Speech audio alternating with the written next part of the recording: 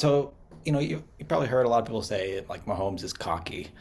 Uh, and I wonder about your take on that. Do you think Mahomes is cocky? And what's your diagnosis on why people think that? I mean, certainly not everyone thinks that. Yeah, I mean, if depending on what you mean by cocky, I don't think of it as like in a pejorative way, but I think Eric Bieniemy said it best when he called him a competitive prick. I feel like that's kind of how, Mahomes to me is like a more well-adjusted mentality of someone like Michael Jordan.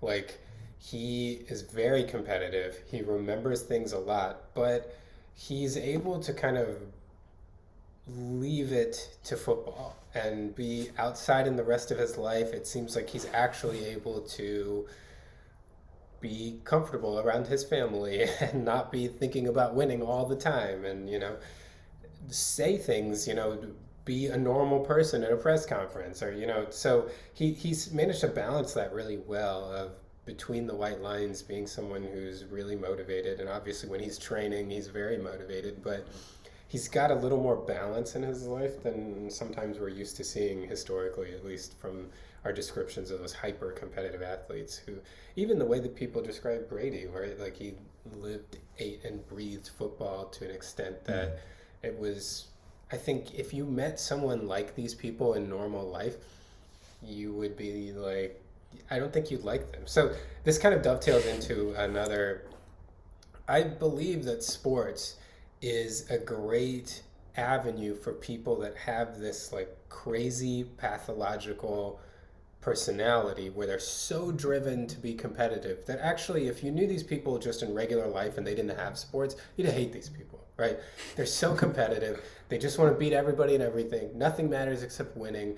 But we've found this way societally to take this trait and make it productive and make it something that we all enjoy and they enjoy and people enjoy playing with them and doing things with them and it's very interesting how we've kind of developed this avenue because I don't know that this is actually a great personality for like a group socially. But when you're trying to achieve a goal together, which sports naturally creates all the time, maybe having somebody that's like that driven and that competitive can be very beneficial. Yeah, that's interesting. I mean, so like Tom Brady would be like the person at the family Christmas party who's like super competitive about Scrabble or something like that, right? Like spends the whole time trying to beat everybody. Yeah, right. And no one wants that, Yeah. right? But there's like okay, so I see what you're saying there about sports being like a sort of avenue for hyper competitive people to sort of just indulge their hyper competitiveness essentially in a productive way. Um, but I feel like there's a slight difference there with the sort of the cocky slash huge ego personality versus the hyper competitive personality, and maybe these often just go hand in hand. Um, but I never got the sense, and maybe you can correct me if I'm wrong. It doesn't. I get the sense Mahomes is very competitive, but I don't get the sense that he's got this massive ego. And maybe again that's just because like I like the Chiefs and I like watching Mahomes do so well. Because I do remember thinking that Brady had a massive ego back when the Patriots were dominant and winning everything. I wonder if you have a take on that. Yeah, I agree with you. I think if we're saying cocky in the sense of like someone who's really egotistical or self-absorbed, I don't think so. I think he has because in order to be really competitive, you have to at least have the confidence that you always think you can win. So there's a little bit of ego that necessarily has to come with that. But I don't think Mahomes has an. I've always said it's okay to think that you're better than people, but it's not okay to think you deserve more than people or you should be treated better than people or that, so I think that distinction is very important. And I think Mahomes is the kind of person that thinks he's the best. And, he probably is. But I don't think he thinks that he should be treated differently or that he doesn't have to earn it just like anybody else or that he can get away with treating other people badly. Like those are the things that I think when you think someone has too much of an ego, it's when you think the rules are different for you than for other people, and I don't think he's like that at all. Yeah, yeah, I get that sense too. Um, Having not watched nearly as much of him, uh, his press conferences as you have probably, but it does like raise the question of how to evaluate someone's ego in the context of having so much success in their personal endeavors essentially. Uh, it made me think of that time when Tom Brady was asked like before one of the Super Bowls, I think, like, who's your role model, and he said his dad, but it was like this very sentimental moment, right? He like pauses and then like starts to almost cry and then says his dad. And I was thinking about that kid, like you couldn't have a moment like that if his career had been like terrible, right? If someone asked you, Tom, who's your role model, and he never won a game or something, like one of the worst players in NFL history, it wouldn't be sentimental like that. It would be, you would be reflecting on a career that went terribly, and you'd say, well, my dad.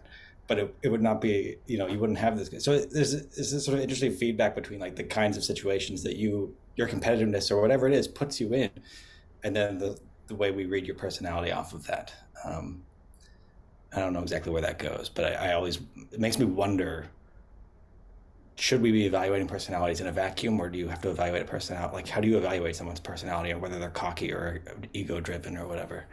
It just seems like it's a really hard thing to do when people are in these very different circumstances, and the circumstances impact how they act.